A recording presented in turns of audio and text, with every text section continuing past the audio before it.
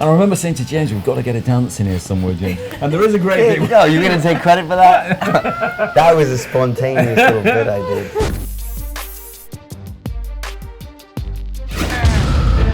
Oh gosh, it's a real pleasure to be here. Thank you. It's based on a true story of Aaron Ralston, who was a mountain climber. In 2003, he was trapped under a boulder in Utah.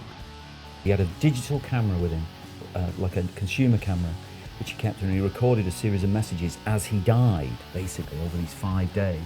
And they're incredibly intimate messages. When Denny hired me, I knew that these videos existed. I remember asking you if I could see them. Yeah. And you had told me that he didn't show them to many people. So I thought they were going to be, you know, that he was going to be in a horrible state. He might be so emotional that it just would be slightly embarrassing, or he just wouldn't want people to see that. In fact, it wasn't anything like that. He was very composed because he did think he was going to die. And he's actually on these videos talking about his own death. Because at that point, he doesn't know that he's going to survive. It's actually this incredible strength that you see, even though it's all very simple and unemotional. Emotional, but, you know, not wallowing in self-pity.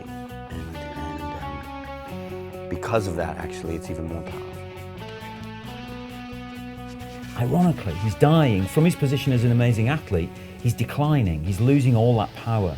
But what he's gaining is knowledge, really, about himself, the way he's been, the way he's behaved to others, and how important in the loneliest of places people are.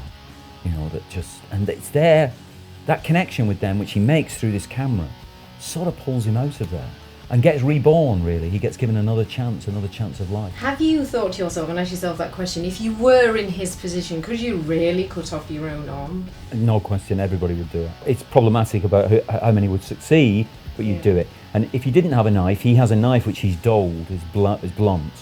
He does it with that, which is extraordinary. It does take him a long time. But if you didn't have a knife, you'd chew it off.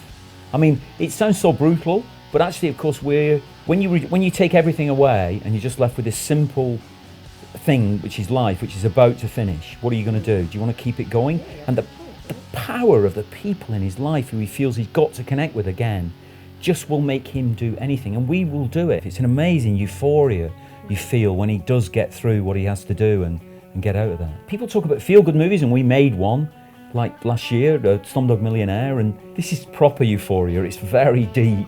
And I remember selling it to the studio, saying it's a story about one guy on his own in a canyon for 5 days, and at the end he cuts his arm off, and they gulped, you know, you can imagine.